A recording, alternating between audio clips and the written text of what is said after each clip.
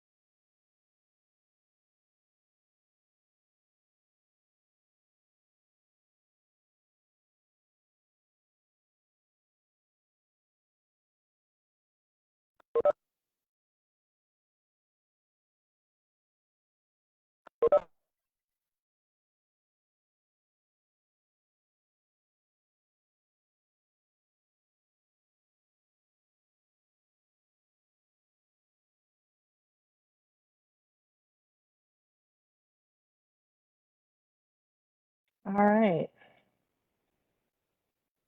It is 2:03. Thank you so much for being here today and welcome to the Homelessness Task Force meeting and happy St. Patrick's Day.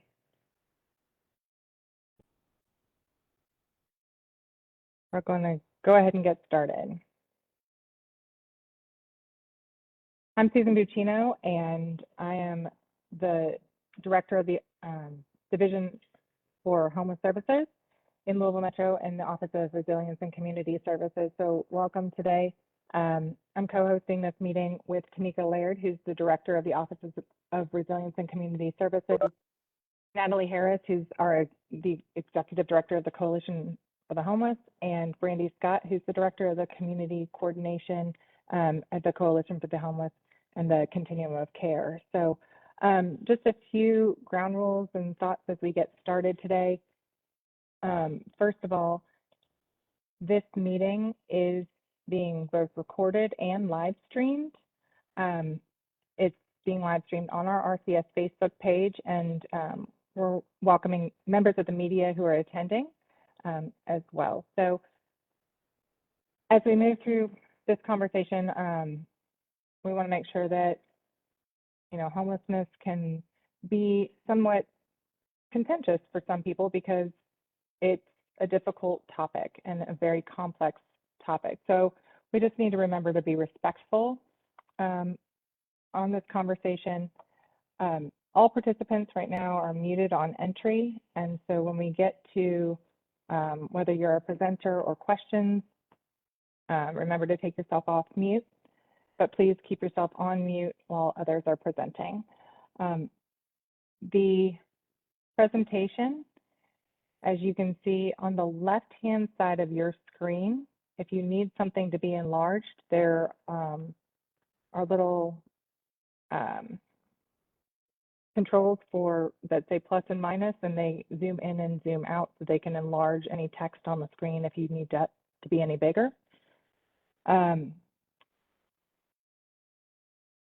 If you have any questions as we go, you're welcome to put those in the chat, and we're going to save those till the end when there is some time for questions. And then again, like I said, persons who wish to ask a question can be unmuted upon request during that question and answer. And like I mentioned, this is being recorded, and we'll also save the chat log since this is a public presentation.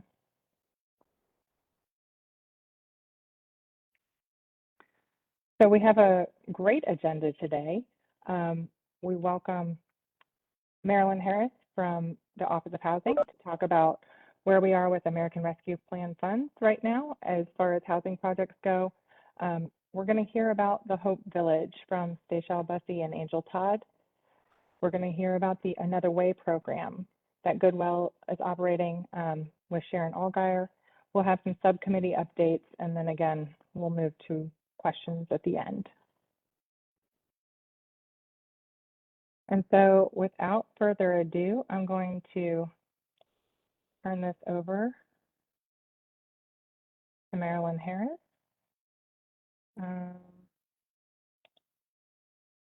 Make sure I see Marilyn. Marilyn, are you here? Am I seeing you? Oh, goodness.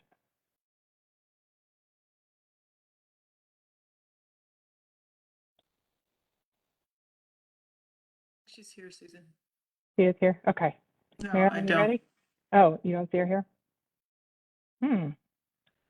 Susan, this is Debbie. I can try to call her and All right. I know I'll she's email her. Okay. I know she has Text her. another meeting at 3, so we wanted to make sure that she was going first.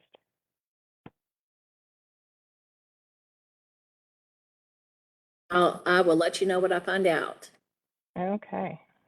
I'm texting her, Debbie. Thank you. Team effort.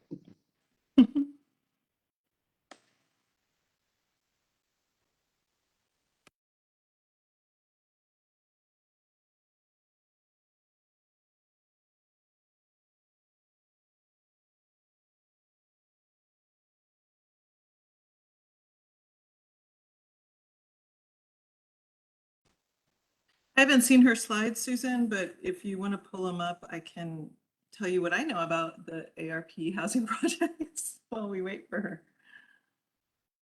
Okay. Really? Up to you. Okay. Well then, Alicia Ariotti is our project director for the ARP housing projects. And so this is the only slide, Alicia. It just gives an opportunity to talk about what projects we have, where the money is appropriated, and any updates on how those are going right now. Sure, I'll do my best, and if Marilyn is able to jump on, then I will turn it over to her. But I can tell you that we were given $100 million specifically for housing from the American Rescue Plan. The Metro Council gave us $100 million, and so this is how we're spending it. $40 million will go to the Affordable Housing Trust Fund, specifically to develop much needed affordable housing. We have $32 million set aside for permanent supportive housing. We should be making those announcements for awards this week. I'm working on this right now. So those will be permanent supportive housing projects that provide services, housing, stable housing and services to those living in those housing units. We're hoping to get approximately 200 new supportive housing units with that money. I think it's going to turn out to be slightly less, but not too much more. And then we have $7.5 million for the College Street property. So that is specifically the building on the property. It used to be the Catholic Church admin building, and we to small apartment units, usually efficiency units that will be starting later this year. We've just named architect for that project. We have $4 million for our deposit program, and then $4 million for the home repair program. So the deposit program is for those who are looking to purchase a home. They can apply to get the deposit for that home up front. We have a waiting list for that. And then home repair as well. We gave another $4 million of ARP to the home repair program, where people can apply to get much needed home repairs done to keep people in their homes.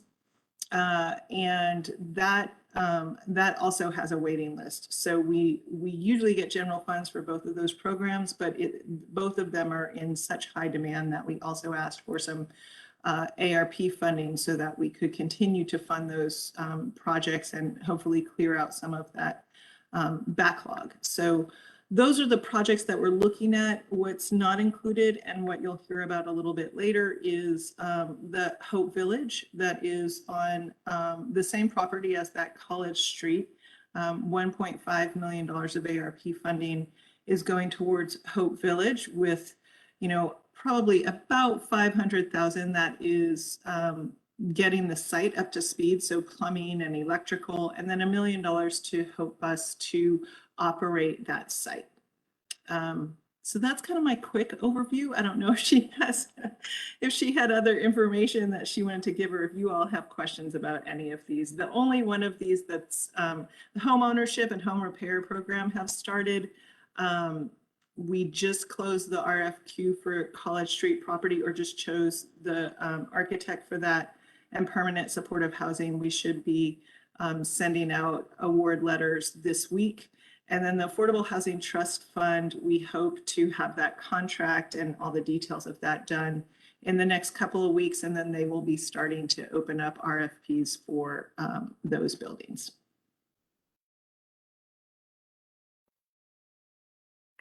All right. Thank you, Alicia. As you mentioned, we do have the opportunity with this funding to fund a whole lot more new housing and housing units. I think we've mentioned before that this community was assessed to need over 31,000 new units available to individuals whose income is below 30% of the area median income. And so all of this funding, thank you to council, was dedicated specifically to that population.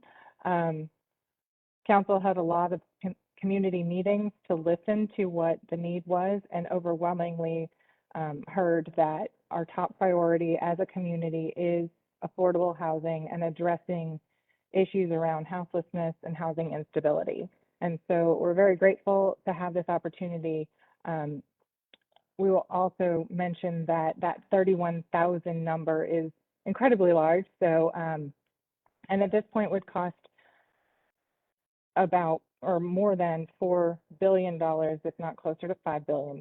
And so while we're grateful that we have this opportunity for this influx of funding, and we'll add a couple hundred new units in this process, you know, $40 million to the Affordable Housing Trust Fund, and that $32 million to permanent supportive housing, all of that will make a big difference, but not the ultimate difference that we need to ensure that housing is a right in Louisville, Kentucky. So I think Marilyn would tell you that our average expected cost of a new unit of affordable housing is $250,000 per unit. And so that that's what we're looking at. And so as I mentioned, we're really grateful for this opportunity, because so many of our houseless neighbors will have the options that they need to move off the street and into housing. So thank you, Alicia, for just stepping up for that moment. I appreciate it. All right, Marilyn, we miss you. And if she gets on at some point, we'll let her add anything she wanted to. All right, so I am really pleased and excited to welcome the Hope Bus team to this meeting today to present on the Hope Village. Shell Bussey is the executive director of the Hope Bus, and Angel Todd is the director of operations. And they have been working really hard to put together this site.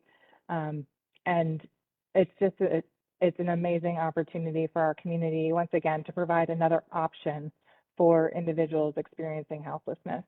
So with that, Seychelle and Angel, I turn it to you. Hi, everybody. Really, Susan won't ever tell you, but her and Alicia are the real heroes for committing to working with me. Thank you all for having us. A lot of you all may have seen my face before, and some of you all have been introduced to a new face. So I'll let Angel kind of start us off, and then Alicia will tell me when it's my turn. So I'm ready. All right. Well, hello, everyone. Sorry, we had an echo in our space. I'm sorry about that. And again, I'm Angel Todd, the Director of Operations for the Hope Village and the Hope Bus. It's all inclusive, right? Okay. You can go to the next slide. I don't know who's controlling that. Oh, okay. So we always love to start with showing you guys, one, our team. And by we, Seychelle and I have been doing this Hope Bus work for a while, and it had just been the two of us for a pretty long time. And now through just, you know, the need, we've been able to expand our team. So we always want to make sure that people see the faces of the other members of the Hope Bus. They are well-versed in lots of different things, and they are in the community full force, both working with us and in their personal lives. And so I just want to always like to show that and let people see them. And then what you have here is just what the Hope Bus is all about. So we are all about empowering families and individuals to reimagine what our community can be. We also strive to make sure that we are engaging people, which means that we are working with people to build these programming, to build community. We never want to do things for anyone. It's always about doing with. We can go to the next one. Okay.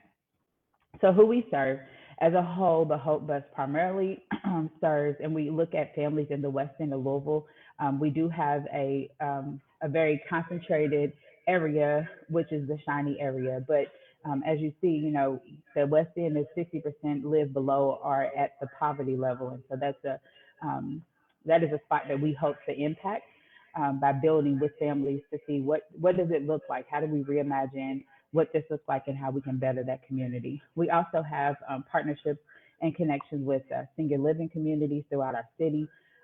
We also have a strong impact with the young adults. That 16 to 24 is the emerging adult, and so being able to connect with them and grow with them is near and dear to our hearts.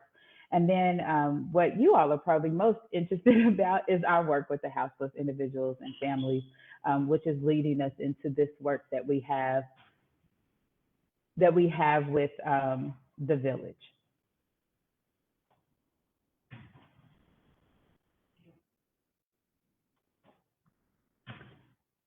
All right, and so now we are at the Hope Village vision, and I'm going to let Stachel speak a little bit about this.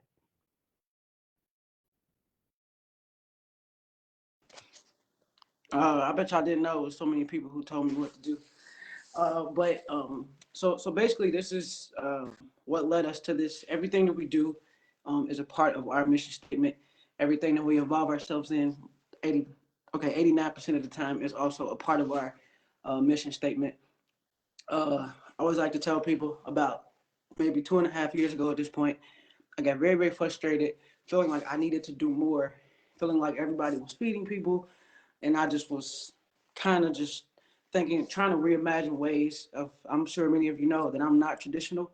And I felt like we started to kind of fall in this category of just feeding people. And I was just like, but that's not really who we are. We do so much more. So a part of that, of my panic, I met Mr. Donnie Green, and I just laid it all on him the second day that I met him. And then the next day he told me to meet him at 3 o'clock. And I met him at 3 o'clock at Douglas Boulevard Christian Church. And he began to take me around the city of Louisville to places that I thought I knew about, but he started taking me to the cracks and the crevices, the parts that I hadn't been to, and some of the things that I didn't see, and exposed me not to just homelessness as we think of it, but a different kind of homelessness. It was houselessness. People who necessarily were not without a home, because where they were, they had created a home there, but they were without a structure, or they were without some what we would call, housing, or what we would say, well, you know what, this is what it's supposed to look like to live in something. And so I'm from the western of Louisville, very, very proud of that. Still live here, will probably forever be here. And so I saw things on a different side, being a social worker and working in the school system. And so what Donnie showed me was that my work really was not in vain, but that I needed to expand it. And as I like to joke with people, I have not stopped riding Donnie's van ever since. And so as a part of that work, what you see is what it is, the Hope Village. And really, when this project came about, very honest, me and Angel got to the meeting. I think we was invited last, and I ran there from band practice to try to make sure I can make it on time. And as I was listening to, at the time, Vincent James and Ursula and all of them present this idea, it was like, whoever runs this thing is absolutely crazy. So here we are, months later, being the crazy ones. And so here we are. The Hope Village exists to bridge the gap between the streets and stable housing by creating and operating transformational housing communities in partnership with people experiencing homelessness. Angel said it. We like to be engaged with folks, not just involved. Engagement means doing things with. Involved means doing things for. And so the whole bus, everything about us is innovative. It's creative, and I think when creativity and innovative meet with resources, I think you have something like the Hope Village. I'm ready to go to the next thing.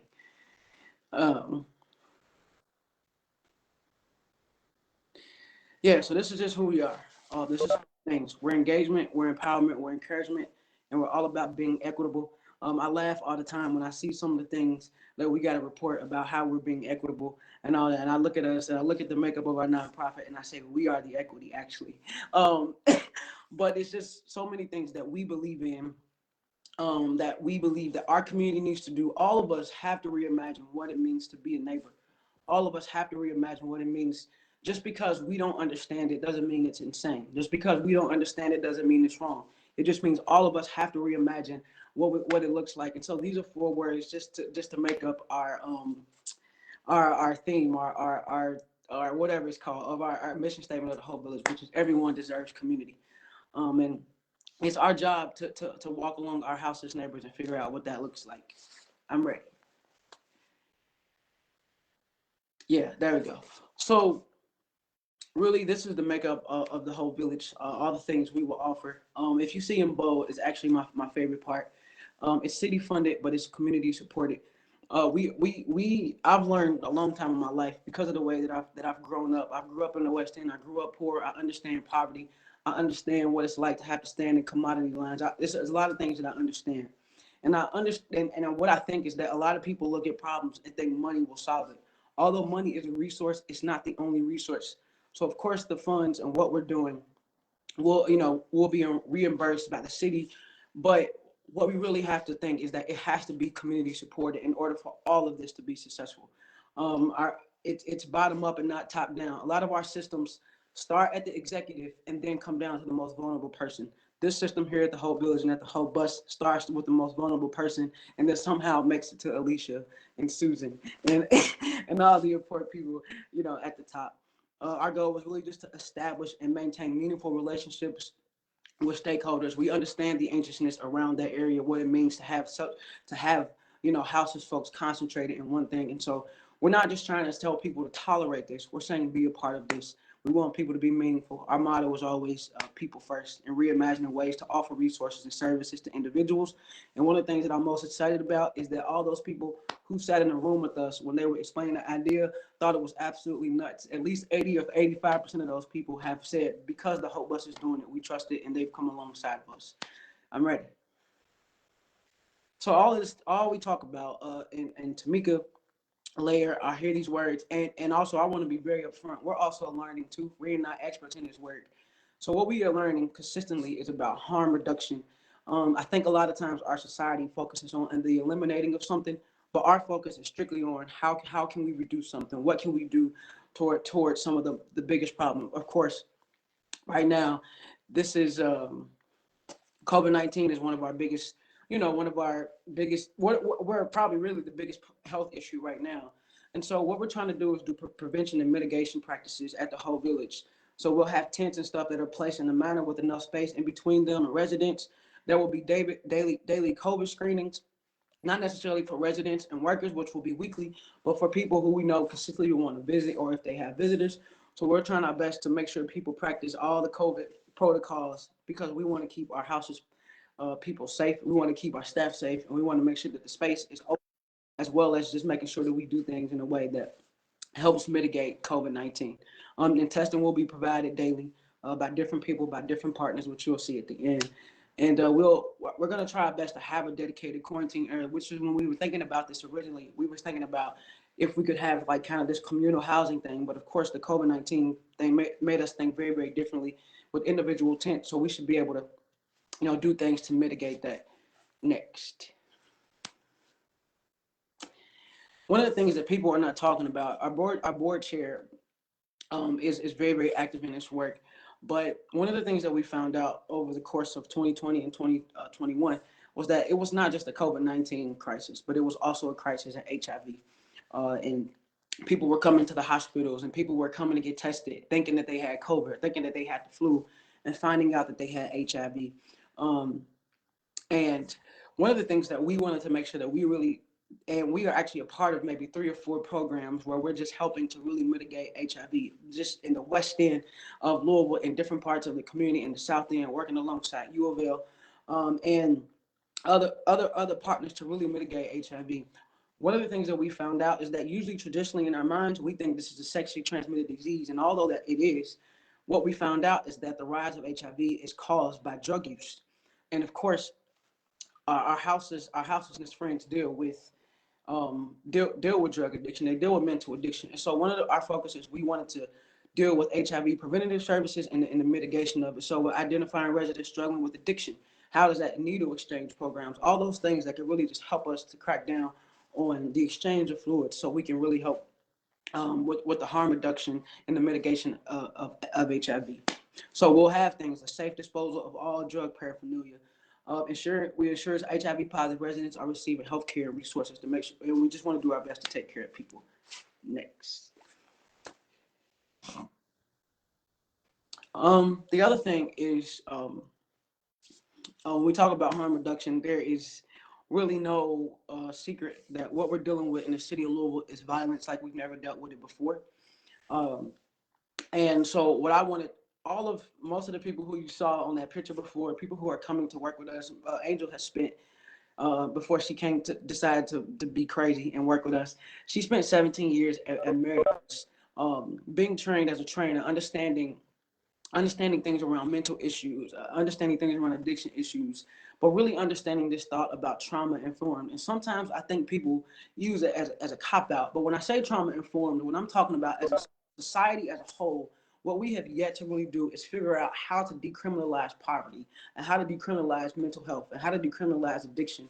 And so one of the things that we are making sure that we focus on is that everybody that comes into that space, that's working with people, that's volunteering, um, is trained in understanding and understanding trauma, what it's like, a person's brain, a person's dopamine, the chemicals that are different after you experience this kind of trauma. What does your brain do after you've been on the streets for 17 years, after you experience chronic homelessness?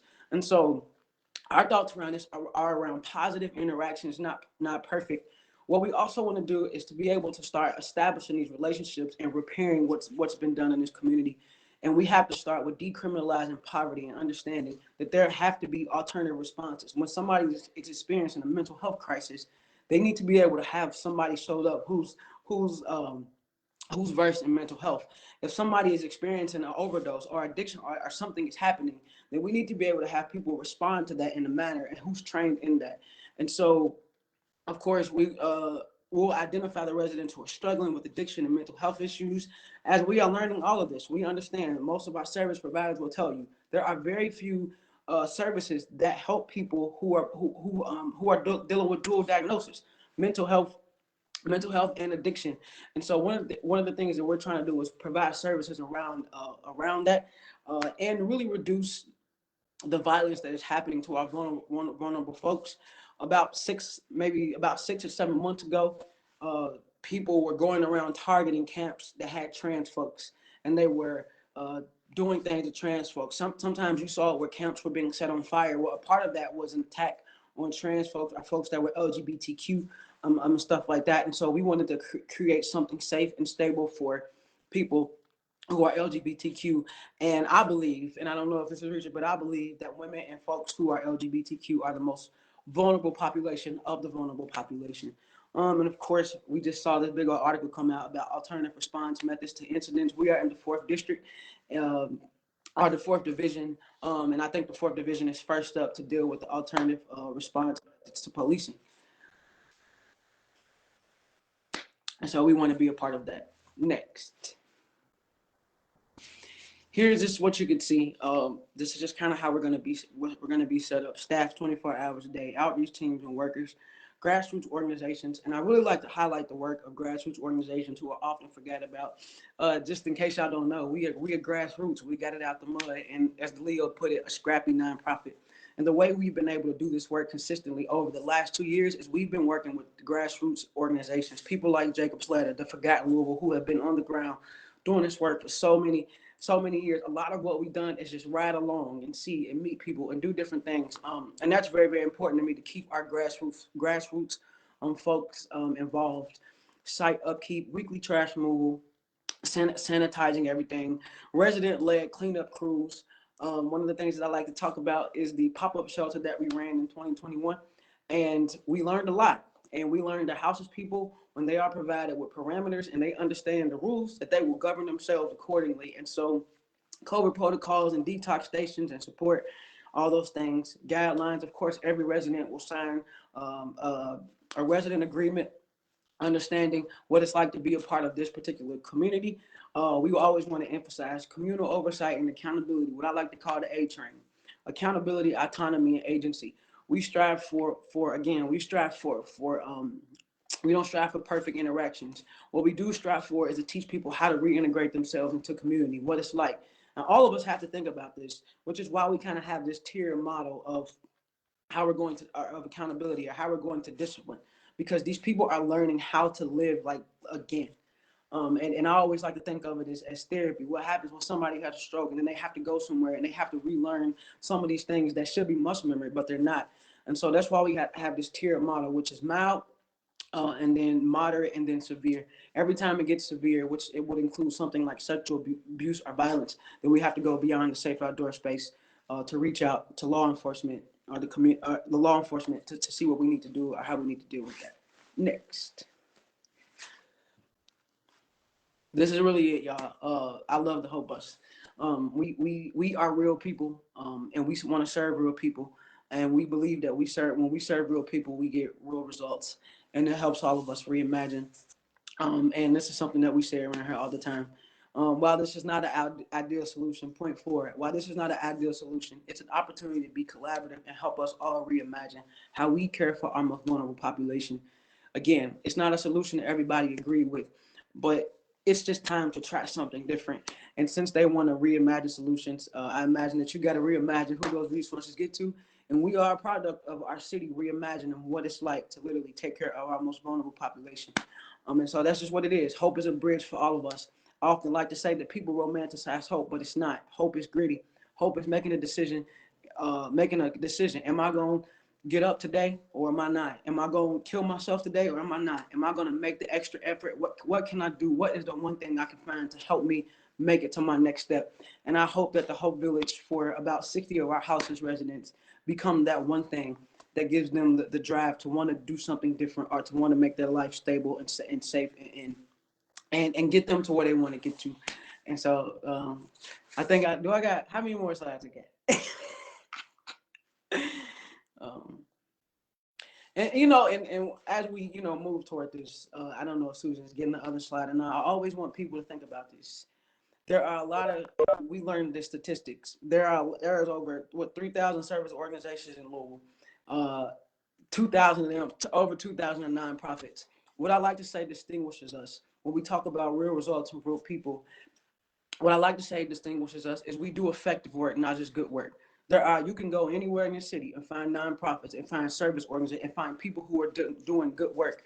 But we are not just doing good work. In fact, the work isn't always good. Sometimes it's gritty, but it's the most effective work because we do it with people. We walk alongside people to say, what is it that you need? Most people think that being in an apartment is the next step for houseless folks. It's not. Sometimes it's just a transitional space to help them get to that, to help them sustain to that. It's just sustain. Effective work versus good work. Effective work is sustainable, helps us all work together to know what the next move is. And we get to do all these wraparound resources. And these are ways you can get involved. These are just some of the things that you can look at to see what it costs, right? $2 does cover a meal. Something small all the way to $1,000 will cover a community activity and stuff like that. We are not just bringing these residents here to sit here. We're trying to get them involved. What does it look like to take them to basketball games? What does it look like to take them to different things? What does it look like to reintroduce them to our compassionate city and help them be neighbors again? One more. Oh yeah, whatever. So this is our bus, guys. If you've never seen it, a lot of people want to say, well, does the whole bus actually have a bus? Well, we actually have a bus. These are the neighborhoods that we traditionally have represented, and these are the West End neighborhoods. And we really believe in one thing, and that's the three things that you see across top. I believe this is all of our work, from the granny to from the governor to the preacher, from the highest official to the janitor. This is all of our work together. And we do it in the spirit of Travis, which is one group, one love, and one purpose. And I think we can help our city reimagine, and all of us can come together collaboratively and help the Hope Village be successful. I think that's it. And thank you to everybody and all of our partners who've signed on. Thank you so much to all of these people. And the list gets bigger and bigger every day. So thank you all so much. And if you see Contact Angel, don't contact me. If you're for community partnerships, opportunities to get involved in just the village info period. Again, thank you. This is our opportunity to reimagine what it's like to serve people, because I truly believe that everyone deserves community.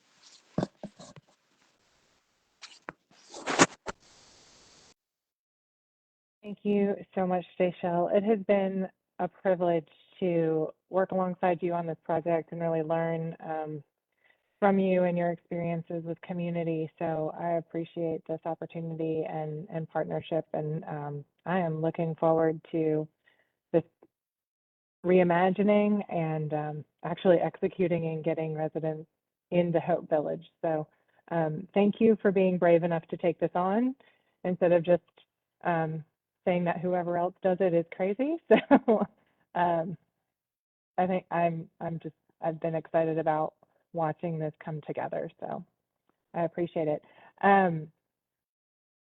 Marilyn Harris, I saw your face pop in here, and I don't know if you've had to step away again.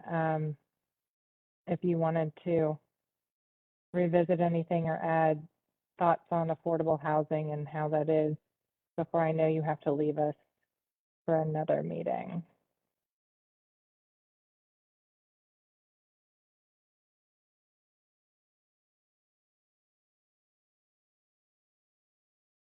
Okay.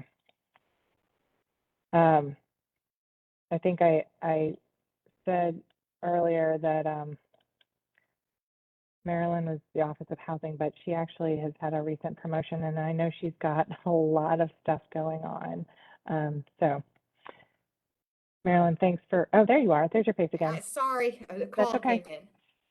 All right, Susan, I didn't hear what you said. All I heard was a recent promotion and she's got a lot going on. So I'm not exactly sure what. Well, it was just that I had mistakenly said Oh. earlier that you were from the Office of Housing, but you're not. You're the Director I of am Develop not. Louisville now, and that I makes am. you responsible for even more things and busier. And I know you have to leave us in a couple of minutes for another meeting. So I do. Alicia was able to fill us in on some of the projects and progress Okay. on them. I'm sorry I was late. It's totally okay. Is there anything that you wanted to say specific to these things, or just the status around affordable housing Yeah, at this time? the only thing I would add that's not on this slide that we have is $11.4 million of home ARP dollars. And so we are, we have to engage in a public process to determine how best to use those funds. We met with the required parties, which would be our COC members, the Housing Authority, our nonprofit housing providers, our homeless providers, and the number one item that came out of those meetings for what we should use our funds for was permanent affordable housing. And so we are working now to figure out exactly how to use those $11 million to meet the public meeting results, which is permanent affordable housing, and work within the constraints of Metro Council and the ordinance 186 from last year that allocated these dollars to these activities.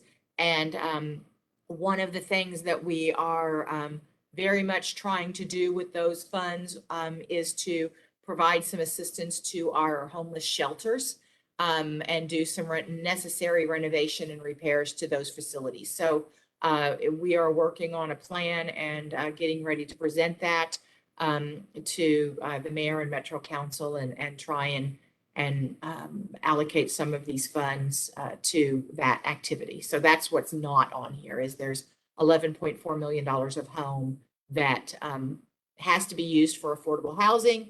And we still have this necessary need to renovate our shelters. So we're working on a solution for that. Thank you. So while I've got you here, I think, you know, we've talked in the past consistently, this community has mentioned that $10 million of our city's budget is typically appropriated to the Affordable Housing Trust Fund. But I'm not sure that everybody in this group would be familiar with what the Affordable Trust Fund actually does. Can you just give us a really high level overview of how that operates? I can. So they're, I think of them as in terms of a dotted line to city government. They are not they are not a city agency. They are an established 501c3, and their mission is to provide affordable housing in the community. So we don't have a dedicated funding source, but Metro Council over the last multiple years has given multiple $1 million. So last year they got a $10 million allocation. In 19 and 20, they got 18 and 19, they got $5 million allocations. But prior to that, it was in the $10 million range. And all total, I think the mayor and council have given, I want to say somewhere around 60 million to the Affordable Housing Trust Fund, but I do not swear to that number, only because there have been some other funding sources in there. So at one point they gave them Home Investment Partnership Program dollars. So there's been some other funds in there. Anyway, their whole mission is to provide affordable housing, and they generally do that through funding projects that have financing gaps. So a project might get some low-income housing tax credits, but still have a $2 or $3 million gap to make the project work. And so they would come to the Affordable Housing Trust Fund. And in exchange for $2 or $3 million, whatever that gap is, that developer or that project would serve households at or below a certain level of income. Sometimes it's less than 50%, sometimes it's less than 80%. Statutorily, 50% of their funds have to go to households at or below 50% of area median income. And quite frankly, more often than that, the households that are actually living in the units, once the project is completed, it looks more like 60% of the units actually house people at or below 50%, but statutorily they're only required 50%. And so they're really a financing mechanism to develop affordable housing in the community. And so this $40 million they will allocate through a notice of funding available. People will submit applications. It is a first come, first served basis. And so you've got developers who are already chomping at the bit to get a hold of this money. And so they can use it for any affordable housing development, rental development in the city. They do a little home ownership. I think they have some home ownership dollars. So they have a build-a-block project, which is if you buy a couple vacant lots, or you're going to renovate or repair a couple vacant lots or vacant buildings on the same street. They call that the build-a-block. And you know, the idea is that if you bring one or two houses in on the street up, then the neighbors will follow. And so they have dollars that do that also, and those are for home ownership. So that's kind of high level. Thank you. I appreciate that. Yeah, I think we had shared earlier that the average unit of affordable housing costs $250,000, and so certainly that doesn't always get recouped then by someone who can't afford it. So That is correct. And just so that everybody also knows, the definition of affordable housing is when it is 30% or less No, of your income. no. What is it? So fix me. one of the misconceptions about affordable housing is that it is when a tenant pays 30% of their income towards housing expenses. That is not the definition of affordable housing. Affordable housing, the definition is that a tenant, and it's different. If a unit to be affordable means a tenant would pay no more than 30%, but the development of affordable housing means that the units are more affordable than market rate housing. So they both use the term affordable, but it is kind of a different thing. And the vast majority of the units that we develop, the units are more affordable than market rate. So if the market rate rent is $785, and that's what, you know, the market can bear, then a market rate unit might be, an affordable housing unit might be $675. $675 is not going to be affordable to a household at or below 30% of area median income. This is really important to understand, because people think that when we do affordable housing, that everybody's going to be either at or below 30% of area median income, or the household is going to pay no more than 30%. Quite frankly, about 42% of the households in rental housing, affordable or otherwise, are paying more than 30% of their income towards housing expenses, meaning it's not affordable to them. So HUD defines affordable as no more than 30%, but the rents, a little convoluted, the rents are based on a household at 65%. So whatever 30% of a household at 65% is. Well, if you're only 50% and the rent is calculated at 30% of somebody who makes 65%, by definition, it's not affordable to you. So those deeper restrictions are something that we really have to target for. Thank you. That was really enlightening and very helpful to hear. All right. Then we will move on, back, flip through Hope Village. Our next guest is Sharon Allgaier from Goodwill, and she is here to speak to us about the Another Way program that Goodwill has started in partnership with Louisville Metro Council and the opportunities that provides to our houseless neighbors. So Sharon, just let me know when you want me to advance slides for you.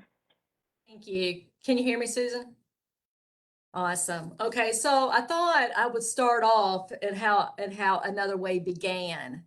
So I just say it like this: Metro Council and Goodwill got together and decided to come up with another way in helping the unhoused population with programs and services. And so with that, just to see how it would work, we started this pilot program for 2 months. And this was when COVID was going on. Started for 2 months. We had a van. At the time, we could not put any more than 3 participants on the van. We did it, like I said, through April and May. We had 3 people in the van, and it was only on Tuesdays and Thursdays to see how it would go. And what we did is we would put the participants on the van. We would take them to work at places like, maybe the fairgrounds, maybe litter abatement, working with block by block. And, while they were out, we would feed them lunch and they would work for about 3-4 hours. We would bring them back to Goodwill. We gave them a $50 Visa MasterCard, a bus pass, and all the while getting them connected with our programs and services if they were interested.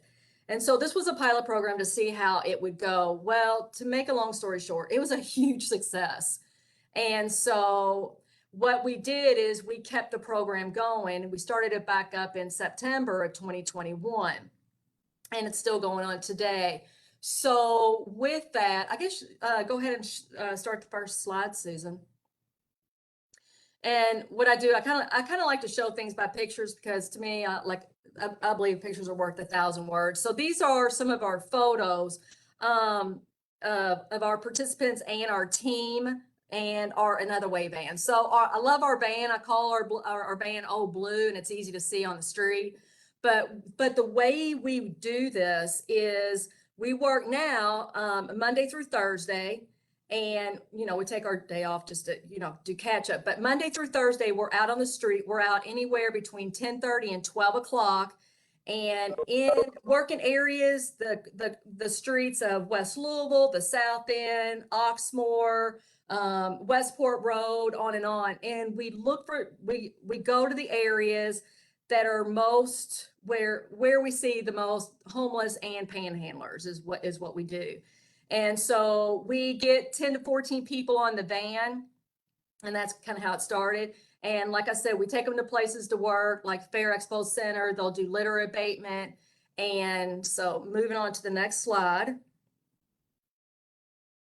And I wanted to show this because I think this is like so inspirational. The pickup sites, right? So, we hit the camps. You always know the camps are always moving in different areas. So we're hitting the camps. We get people, not all, some that want to work from the camps. We go down to the streets. That middle top photo is Stefan. He's the peer support specialist on the van. He is awesome. Him and I go out together and just pretty much yell at the window, "Hey, you want to make $50 and work with Goodwill?" And some are no, but most of the time people really want to work. And so the picture at the top right is Southern Parkway in the Watterson. Down at the bottom is Thornton's there at First and Broadway.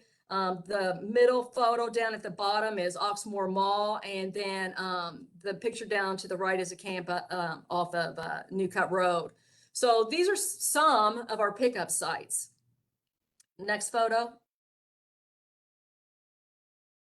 And so our big supporters, as you know, are the councilmen and councilwomen, and Nicole George is just amazing. We worked with her several times. We were actually in the photo that you see there.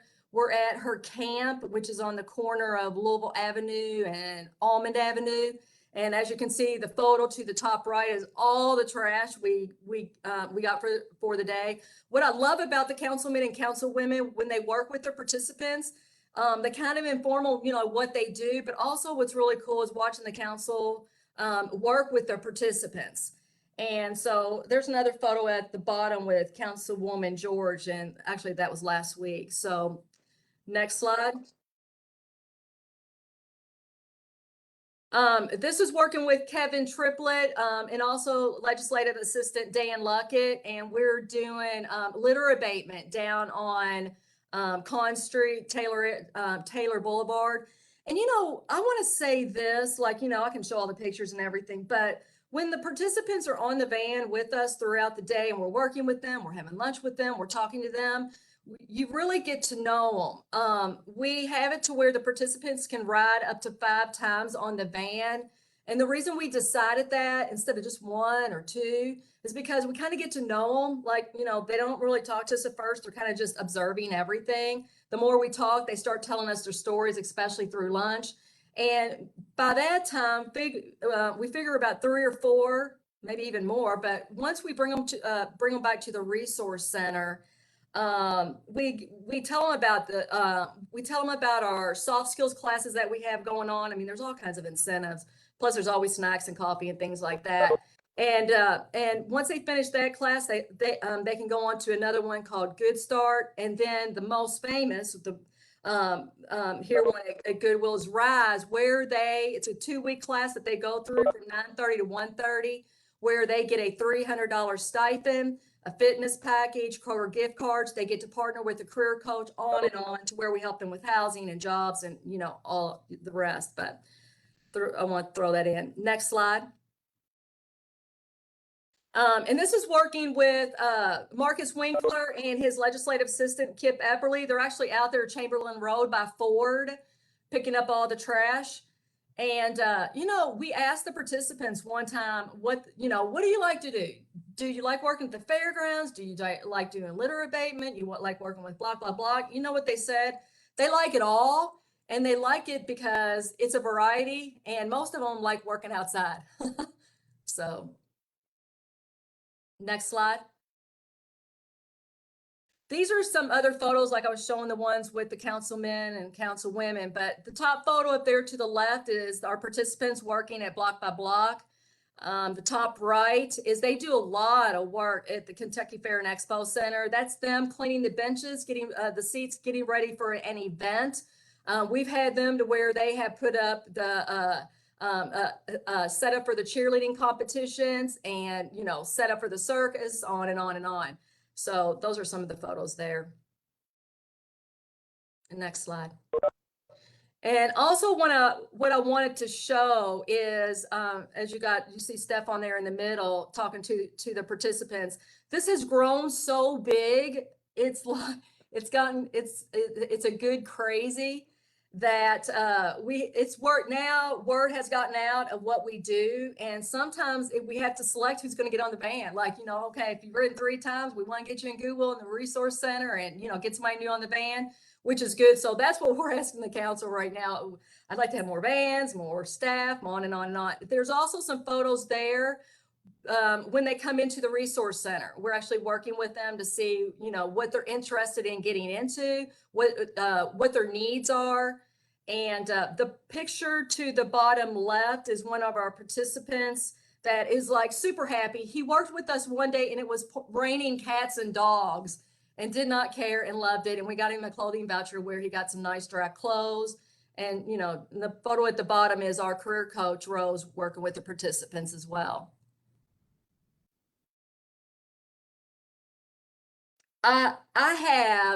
we have a lot of success stories. Since we've been doing this, beginning again in September until now, we've actually served 295 participants. 110 of them have been connected to resources. For me, the good news is I want to say is 49 of them have been placed in temporary/permanent housing. We've had, let's see, I think about 45 of them go through our classes, our soft skills classes, Good Start, and through the RISE class. A lot of successes there. But I wanted to share this one especially, and she doesn't care if we share it. Her name's Deborah. She got on our van, on the Another Way van, and actually she was like really down and depressed. And I mean, she just didn't see any hope. And so she worked with us on the van several times. As you can see, we connected her we got her in soft skills on October of 2021. She completed another class at Good Start. She decided she really wanted to work at the Goodwill store. So we got her connected. She's still employed at the Goodwill store. And so she's moving. She moved from the Roberts house, and she's got her own housing, and she's super excited. And she, her career coach actually called me and asked if there was any way that we could, move her. And I was like, so we got our team of participants, and they actually helped move her. And she's telling her story to our other, homeless/participants about her story. So this was just a huge success. So above many. And I also want to say, with this, we've seen several of them employed at the Kentucky Fairgrounds. We have about 7 of them now working in there at Broadbent Arena. And just last week, we had one of our participants come up to us and said, all right, I'm done. I'm done with all this. I really need treatment. And we drove him over to treatment, and he's getting his treatment. So if we can do this and we can share with them the resources. And what I love about this is they come in and like, it's all word of mouth, and they're like, we had no idea. We had no idea that you all do all of this. And so through the week, also in our resource center, we have a lot of community partners in there with phones, and we'll have Shawnee Christian Healthcare, just a lot of different community partners, everybody coming together. That's why I just think I love this today, because just seeing what everyone does for the homeless, the unhoused, and really it's just people out there needing assistance. So that's our success story. Next slide. And just another photo of Stephon and myself with some participants there in the resource center. And last but not least, the slide.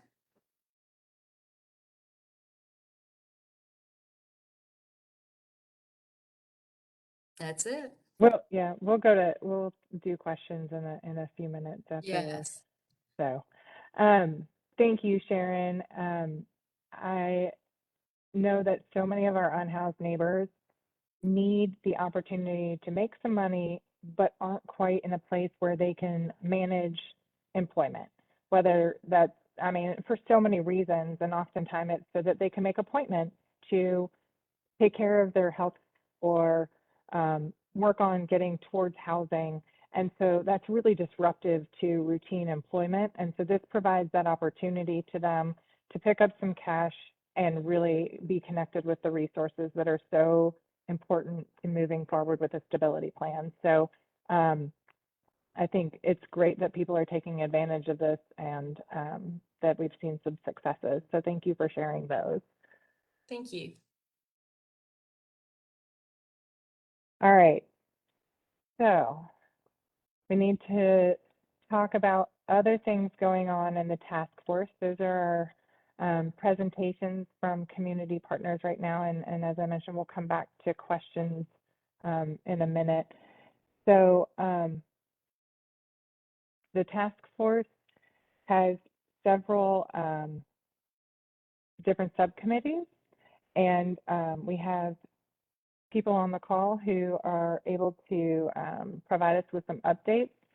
I'm going to go first to the Mental Health and Substance Abuse Subcommittee, because Tamara Thomas from the Homeless Services Division is on this call with us, and she's been able to get this committee started and on its feet since our last call. She joined us in the division in September, and so they've had a couple of meetings. So Tamara, could you start with sharing a couple of updates from your subcommittee? Can you hear me? Okay. Hi, everybody. Well, again, the Mental Health and Substance Abuse Committee, we've had about 3 meetings, and our last meeting was held on March the 9th. So the purpose of this committee is to get community partners together from various agencies. We have outreach on the team on there. We have mental health providers, substance abuse providers, um, council members, anybody's, you know, uh, willing, able to join, and I send out different invites to people to join this committee. But the purpose of the committee is to identify gaps and barriers to providing services to the unsheltered population in Louisville. And the purpose of the community partners meeting is we want to identify solutions for improvement of the existing services that we have and identify maybe there's a need for a service that we might need to have. We want to connect individuals to services. We discuss programs that are available to the unsheltered population here in Louisville, and we want to connect community partners together so that we can recommend solutions to increase capacity and coordination between relevant stakeholders. So at our last meeting, we actually discussed some of the things that we were noticing, identified barriers and gaps to services. So we know that, of course, the affordable housing, have the availability of housing is a gap. So at each meeting, I provide like an update as far as what's going on in the homeless services division, like with our staffing, some of the programs that we have available. We talked about just update as far as what's going on with the Hope Village. We talked about 21-day notice policies and procedures, like some updates to that. We answered questions regarding like camp clearings. We discussed outreach services with the homeless population and how a homeless services division supports outreach. We discussed training opportunities. So I know one thing that our department is working on is developing training to assist outreach partners to deal with like mental health and substance abuse issues that may arise while they're out in the field working with individuals at the encampments. And then the last thing that we discussed at our last meeting was mental inquest warrants. So there was a lot of conversation around that prior to the meeting regarding just how to file one, like what the procedure, the process was, any questions regarding how to do that.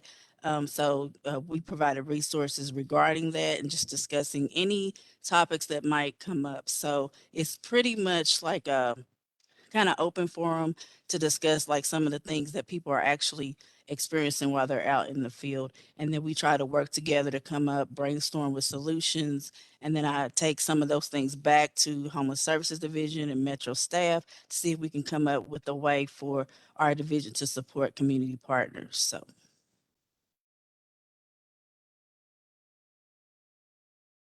All right. Thank you, Tamara. Jennifer Clark is on here as a representative of the Low Barrier Shelter Committee. Jennifer, can you give a brief update about what your committee has been working on? Yes. Give me 1 second while I scroll back to my notes. So the committee's been working on bars for the last several months. And we've been partnering with the Coalition for the Homeless on thinking through ways that we can use the homeless management information system to create a list of people who've been barred in Louisville that we could easily update and share information with across the system so that street outreach groups and especially like St. John Center could access that information and clarify for people which shelter they've been barred from, for how long, and what the process would be for them to be able to re-enter shelter. And then, but we've got some outstanding questions on how we would do that. Still working through it.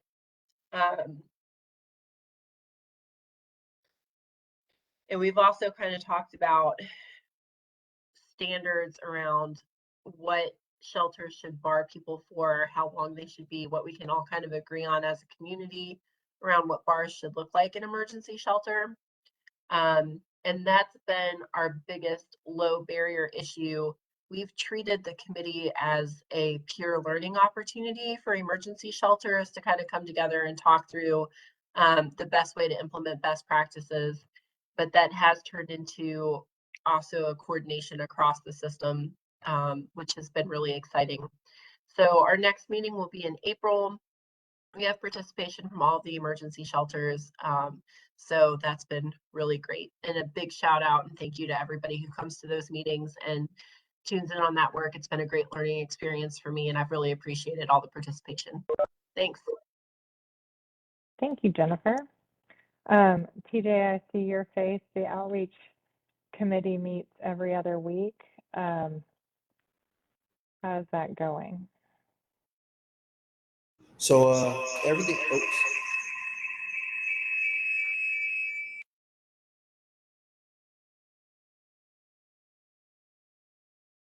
I just did a quick mute of you, so unmute when you're ready.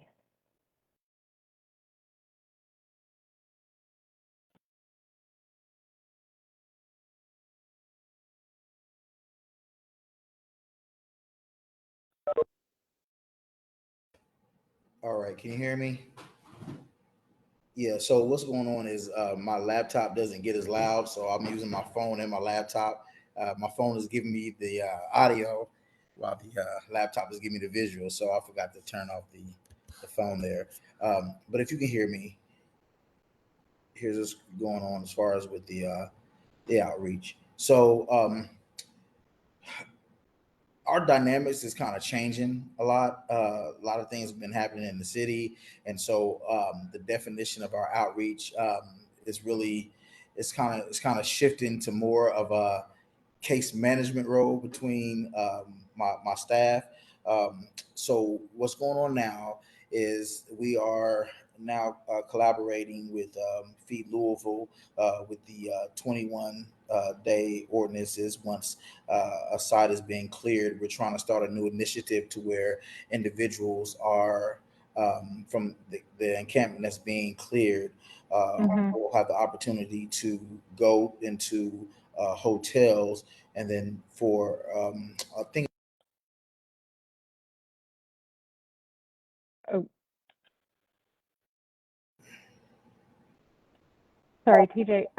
I'm sorry. Could you talk about just the committee that you've been working on every other week that meets? I'm sorry.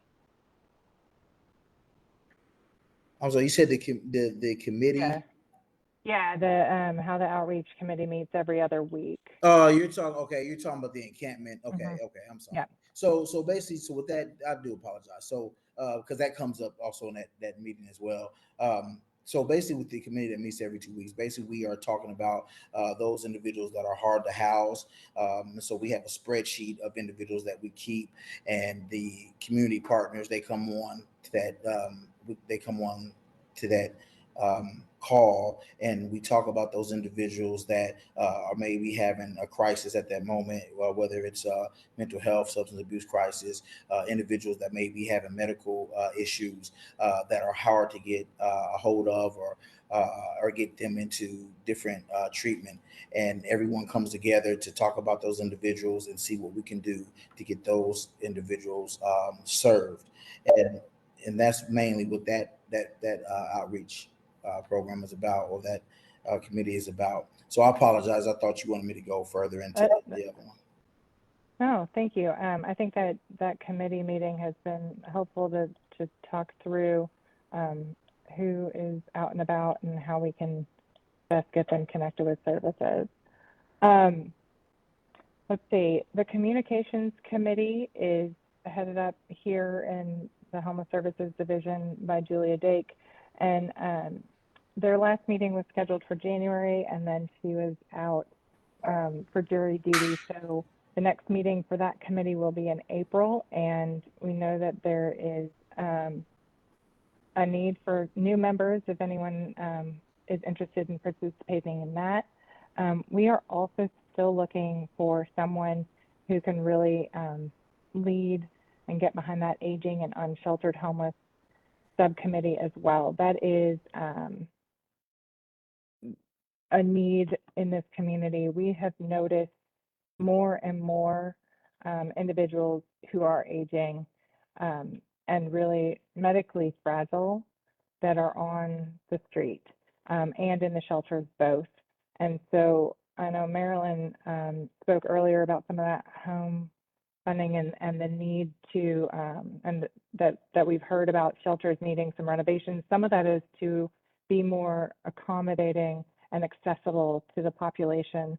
As the baby boomers have always been the largest subpopulation of the unhoused population. And so as everybody's aged, so have they.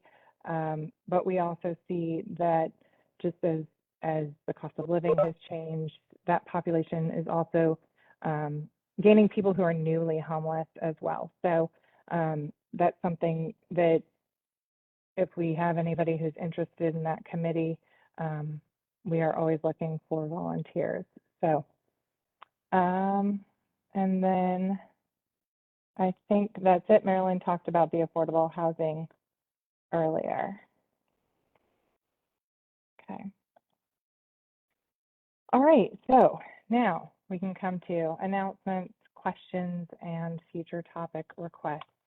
Of course, the future topic requests are really important as well. So this meeting is a quarterly meeting. And as I mentioned earlier, it is live streamed and public and recorded. And so if there are things that are interesting and that you would like to learn more about, we would love to make sure that they make it to the agenda and that we arrange for someone to present on that. So please be sure to let us know if there's something that you would recommend that makes sure that we talk about what matters most.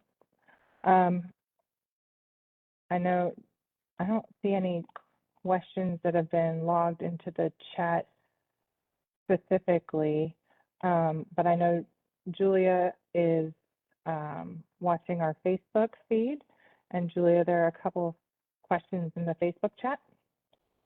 Yeah, so the first question is from Darby Bean at WDRB, and it's for Angel and Stayshell. And she wants to know, do you all have a date set on when you'd like to see the first residents move into the Hope Village?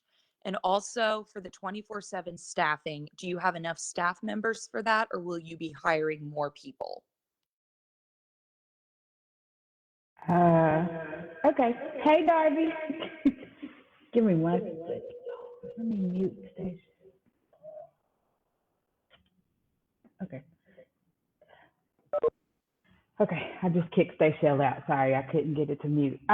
So we do not have a date as of yet. I mean, everything is still moving forward with getting the site prepared. Things are in. Referrals are going out soon. So we are moving full steam ahead as possible, but I do not have a specific date to give anyone at this moment.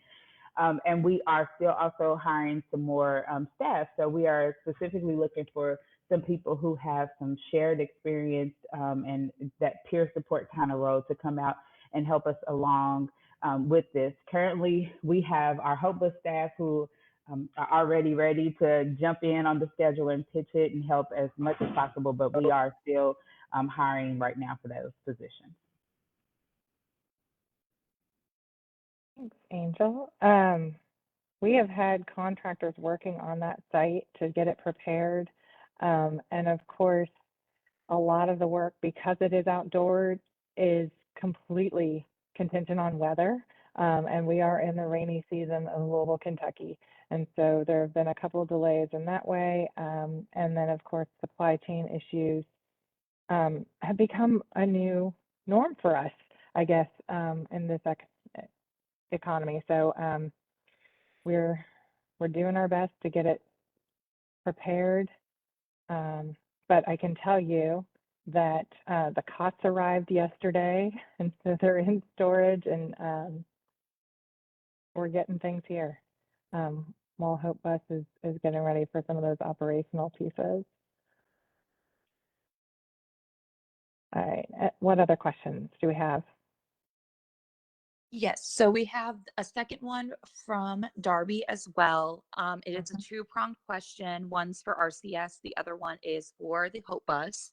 But does the city plan to clear or clean encampments in the weeks leading up to Derby? If so, would the Hope Village have enough room to house everyone? Yeah, so let me answer that question Okay. first, and then Angel, I'll kick that to you. So as you may be aware, camps are throughout the community, and the Homeless Services Division has followed the ordinance that council has provided around those with 21-day notices and making sure that we have a protocol in place. Part of our protocol is that we do not clear an encampment because it's traumatic and displaces people from their homes when there are white flag conditions. So white flag is any time that the temperature is below or the wind chill is below 35 degrees, which pretty much covers the winter. Because we have that 3 weeks of lead time, it's very unpredictable as well. So while Louisville has a couple of warm days throughout the winter, we know that overall we wake up in the morning to below 35 degrees. And so clearings have been on hold for the last several months while we've been in the winter months. That said, we had our first posting then about 3 weeks ago. And so we will clear a camp this week, and then we'll post for the next one. We really try to work with the capacity of our community partners to address the needs of the residents in the camps. And that does include the Hope Village. So Angel? Yeah, so we have been pretty adamant and very vocal about the process for someone to come and be a resident within the Hope Village. And so we understand that camps will be cleared out. We get that as part of how our city addresses things. We're so glad that there are other outreaches that step up and are aiding folks who are being displaced in that way. But as far as the Hope Village is concerned, everyone who comes in will come in as a referral. So it will not be a camp is, cleared and then everyone is just moved down to the Hope Village. That is not how we're going to operate that space. A lot of what we're pushing for is that the people who get referred into the Hope Village are people who, one, want to be there and are ready to receive the services and the impact that we have ready for them. So these are folks who are, thinking about if they want some mental health assessments and help, if they want to learn more about drug use or drug addiction and want to stop doing that. Are they ready to prepare themselves for that next step as moving into affordable housing? So we're being selective of who comes in because we want to make sure that they get the best out of that experience. But so that's the long answer of the short of we are doing a referral-based system. It is not a camp was cleared. Here's some people, put them in the Hope Village. Thanks. We really look at how, and we have a risk assessment that has been developed with the risk assessment tool that has an algorithm that looks at the input that and it makes a recommendation around cleaning and clearing, but it really is something that assesses the risk and to the health and safety of both the residents of the encampment and the local neighborhood at that time. And that's how we work through that. But during those 3 weeks, it's really important that we are engaging the residents of that encampment to come up with a plan for what's next and understanding how we can connect them with services so that that process is as compassionate as it can possibly be. Are there other questions? I'm not seeing any more on the Facebook chat, so I guess anybody on this meeting, if they want to ask a question, they should go ahead.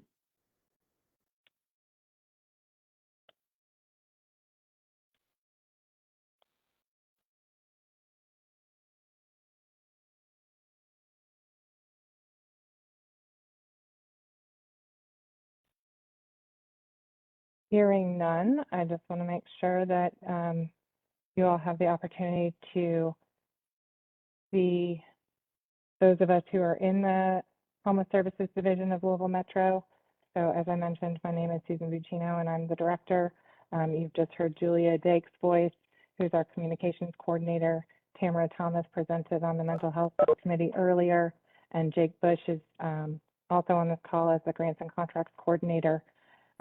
You can always reach us at hsdinquiries@louisvilleky.gov.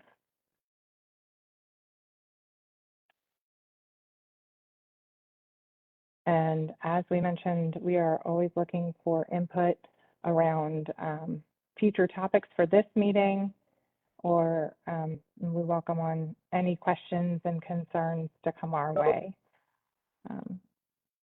I am not seeing any other questions in the chat or hearing anybody